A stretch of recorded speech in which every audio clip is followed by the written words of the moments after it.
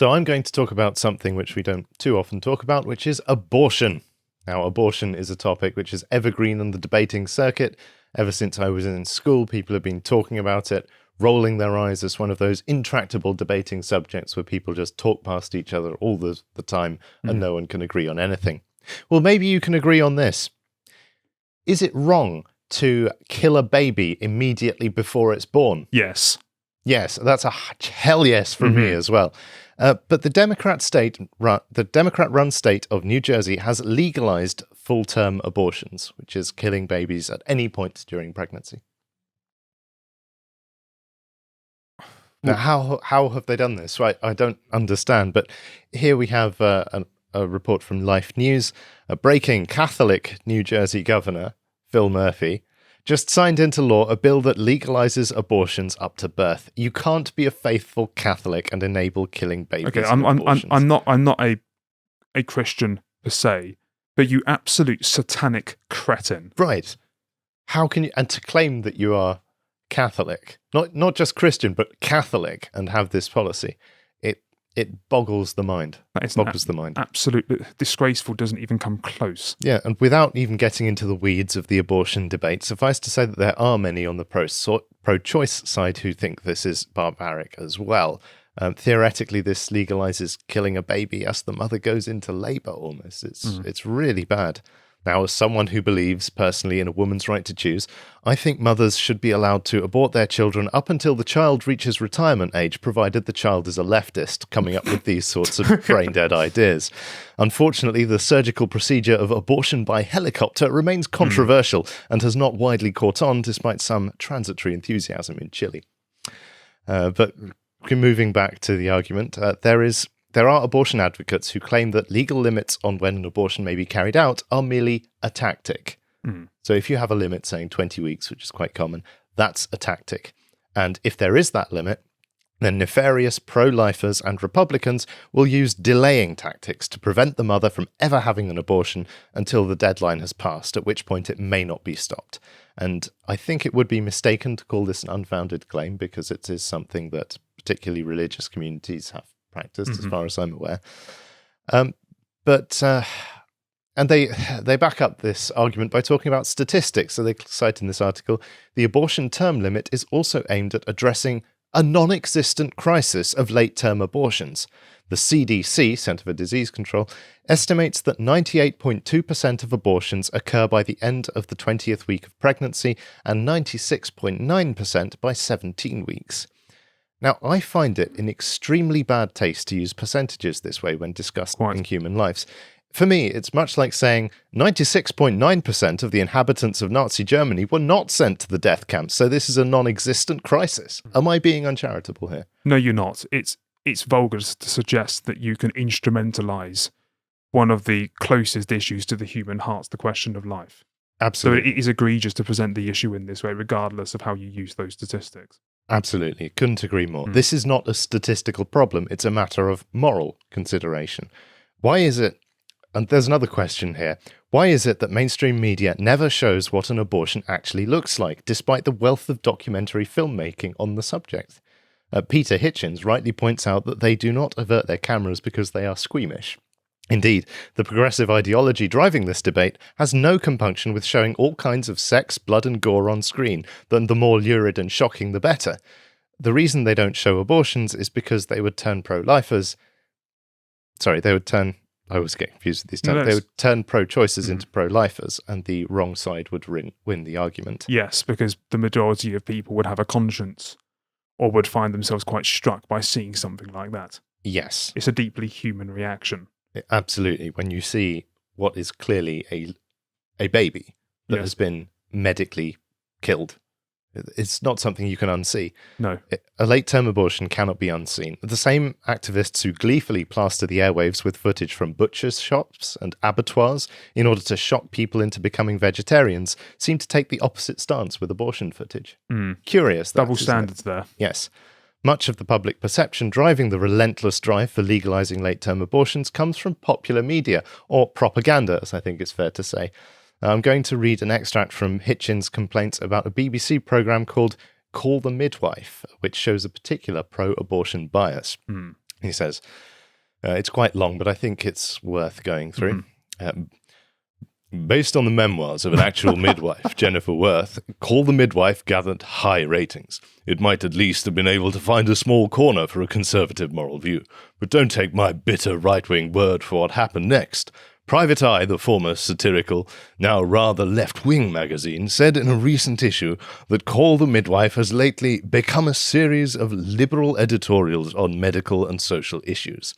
Wikipedia concurs, producing an interminable, almost comically correct list of the issues tackled by the supposedly cozy drama. These include miscarriage and stillbirths, abortion and unwanted pregnancies, birth defects, poverty, illness and disease epidemics, prostitution, incest, religion and faith, racism and prejudice, alcoholism, disability, homosexuality between men, lesbianism, female genital mutilation. It's quite a list, isn't it? It is quite a list. It may have been a little saccharine before, but its fervent political correctness is now so relentless it is almost embarrassing. Is generous endorsement of a program by pressure groups on one side of a controversial issue evidence of bias? Surely it must at least tend to be. A recent letter from a group of pro-abortion lobbies to the BBC pronounced that Call the Midwife has repeatedly handled this issue, abortion, extremely sensitively and courageously. Their only complaint was that the BBC Action Line response after the drama's second portrayal of a backstreet abortion had not been pro-abortion enough. Diane Munday, long one of Britain's most dogged campaigners for easier abortion, also wrote to The Guardian to describe the series as excellent and disclosed that she had been contacted by its makers to help them with their research. I have asked the BBC if they have sought comparable help from any opponents of abortion liberalisation. They haven't. I mean, it's classic propaganda in media, I think. Yes, and I'll expect in their latest series, whenever that comes out, on the assumption that it hasn't finished, of course, they're actually going to have cheerleaders at the end of the exit of the abortion clinic, if this is the direction they're going to be taking it. One can well imagine. He continues, I find it almost funny that the BBC will not admit that it is biased on this subject, when it so obviously is and has been for half a century. In the most recent drama on the issue, set in 1964, the following words are put into the mouth of a nurse, a likeable and sympathetic character.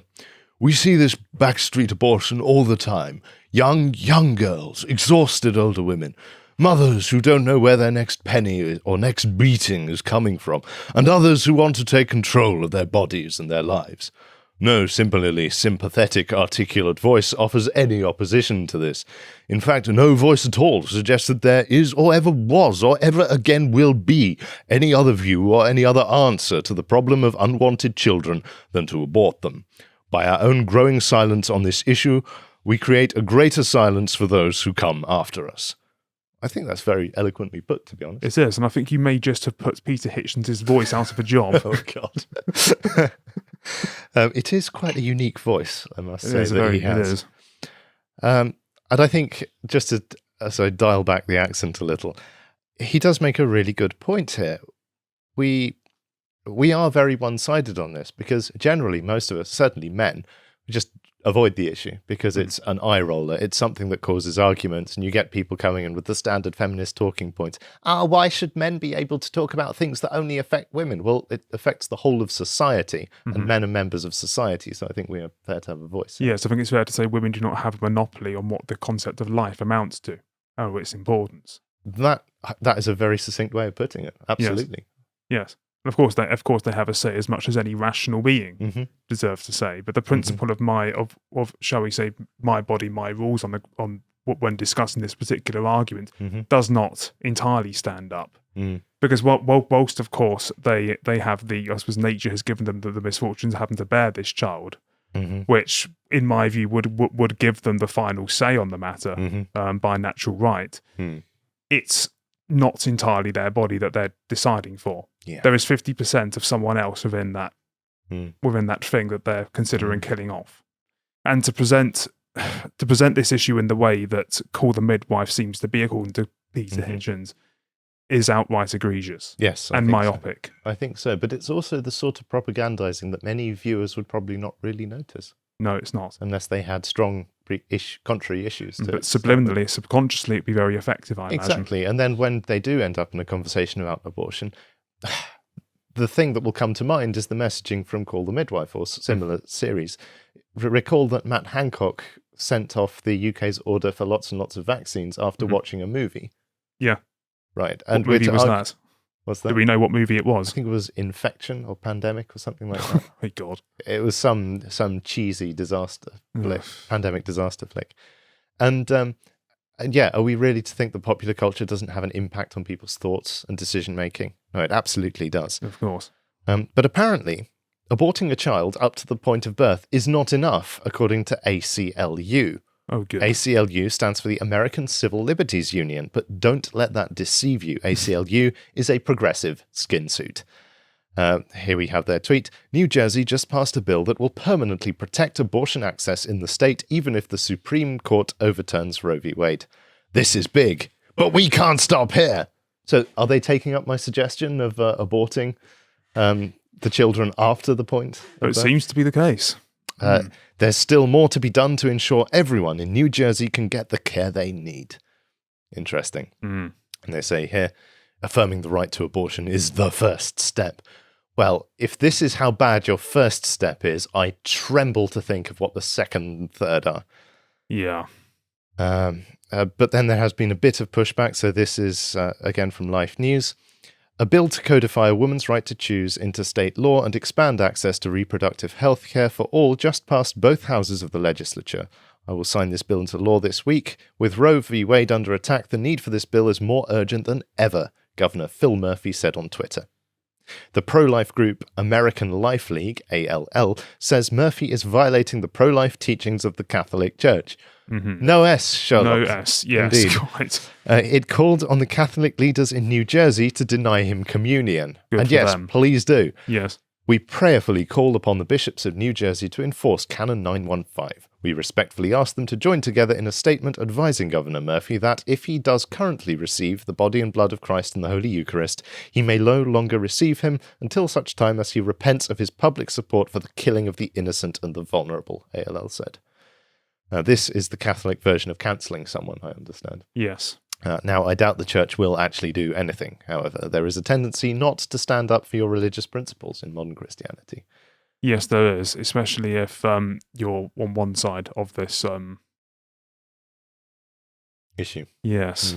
Now, I must say, when I say that, I'm not ragging on individual Christians. The individual Christians I've met are generally quite principled people, but it's the institutions themselves seem, if anything, more liberal and atheist. Yes, and this is much religious. of a problem with Protestant institutions as it is Catholic institutions.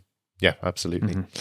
Now, who do you think is the most progressive on the abortion issue? Where else in the world are abortions legal up to the point of birth?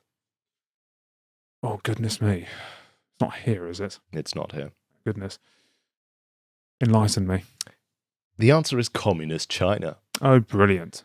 What many people in the West don't realize about the one-child policy is that it was enforced by mandatory forced abortions. I'll let that sink in. This is allegedly happening less now since China is moving towards encouraging a population boom. They've gone from a one-child policy to a two-child and now I believe a three-child policy, and access to abortion is being severely limited. So there is speculation that China is going to mandate children. Anyway, but without leaning into that speculation too much, Wikipedia has a well-sourced account of this happening, which I will read here. Now, if you're feeling a bit squeamish, you might want to go and make a cup of tea for the next couple of minutes, because this is not good. Are we ready? So in 2021, Feng Jianmei from Shaanxi in China was pregnant with her second child, which was illegal under the one-child policy, and this is what happened to her. Around May 28, local family planning officials phoned Feng to try to persuade her to have an abortion. The attempt was unsuccessful, so on May the 30th, they visited the family house while Feng's husband was away at work. At first, authorities tried to persuade her to voluntarily have an abortion. After several hours, she told the officials she was going out to buy food and left them in her living room. Instead, she went to an aunt's house, but around 15 officials followed her. They did not immediately arrest Feng, instead setting up shifts to keep watch over her at the aunt's house. Early the next morning, Feng escaped, causing the guards to panic. She flagged down a van and persuaded the driver to help her. The driver let her out down the road, and Feng hid in a hillside brush. Feng hid in hillside brush for the next 14 hours, waiting for the cover of darkness in the cold and rainy weather. When night came, she went to a relative's house in the countryside where she hid under the bed. Authorities from the family planning office found her regardless and allegedly assaulted her. They let her get a night's sleep before taking her to the hospital on June the 2nd. Several witnesses reported that 4 men carried Feng out of the house with a pillowcase over her head. Simultaneously, family planning officials were in communication with Feng's husband, Deng Jiyuan. On June the 1st, they demanded that Deng either transfer his wife's residency status on the next day or pay 100,000 yuan, $15,700 to the Birth Planning Social Security Fund. Transferring the residency status in one day was impossible, but Deng negotiated the payment down to 30,000 yuan before returning to Zhengping County, where he only had 18,000 yuan that he had borrowed from work but hoped an IOU would cover the balance. Sounds like extortion, doesn't it? Criminal extortion. Just a bit, yeah. On his way back, Deng received a text message that demanded that he immediately pay the fee, which was now 40,000 yuan and not a penny less. See, it's not just tyrannical, it's also arbitrary, the fact that this fine goes up and down according to the whims of the officials. At the hospital, 2 men forced Feng to apply her thumbprint to a consent form and sign a document authorizing the abortion. She was taken to an operating room and restrained by 2 men as she was injected with a poison to kill the fetus. Feng later told All Girls Aloud, an American group campaigning against the one-child policy, "I could feel the baby jumping around inside me all the time, but then she went still." She had been 7 months pregnant at the time, so the abortion, voluntary or not, was illegal under Chinese law. No family members were allowed to be present for the procedure. After the child died of hypoxia, Feng underwent induced labour and delivered a stillborn girl on June the 4th. Feng later told All Girls Aloud, "It was much more painful than my first childbirth. The baby was lifeless and she was all purple and blue." The corpse was then placed next to Feng on her bed for her family to dispose of when they arrived. Feng was traumatized by the procedure and smashed the door and cabinetry of a nurse's office in a fit of rage. A week later, Deng told the South China Morning Post, "My wife is not well. She is sad and distressed. Sometimes she becomes emotional and confused." Not surprised. No. Feng reportedly had a severe headache for several weeks after the abortion and attempted suicide multiple times. On June the 15th, an uncle told reporters Feng was in poor health and unable to eat. On June the 26th, Feng was still in the hospital and suffering from headaches. She told reporters that she wanted to go home, but that hospital staff would not allow her to leave. On June the 29th, her family reported that Feng would be released the next day. However, her condition worsened and she did not return home until July the 10th. Deng filed an official complaint with Ankang's petition office. A deputy mayor allegedly told Deng that they would investigate, but when nothing appeared to be happening, Deng posted his family's story online, later telling CNN that, "I'm angry and want justice." Meanwhile, the township officials had prepared a statement that said Feng was of sound mind and body when she signed the consent form authorizing the abortion. This is the sort of thing where I just don't know what to say. Oh, other than yeah. This is one of the most... quite possibly one of the darkest things I've ever heard. This was 2012 as well. We're not talking about 20th century stuff here. It's 10 years ago. And it seems like this is largely the direction that progressive policies are pushing in when it comes to abortion. The way she was treated is almost medieval. Yeah, absolutely. I mean, it's... Well, this is the problem with totalitarian societies. I mean, this is like on a par with King Herod. Yeah. Yeah. So, come on, New Jersey, what are you waiting for? If you still want to see more from the podcast of the Lotus Eaters, you can go to lotuseaters.com to enjoy all of the premium content we have on the site, such as this free article by guest writer Simon Webb, who runs the History Debunked YouTube channel.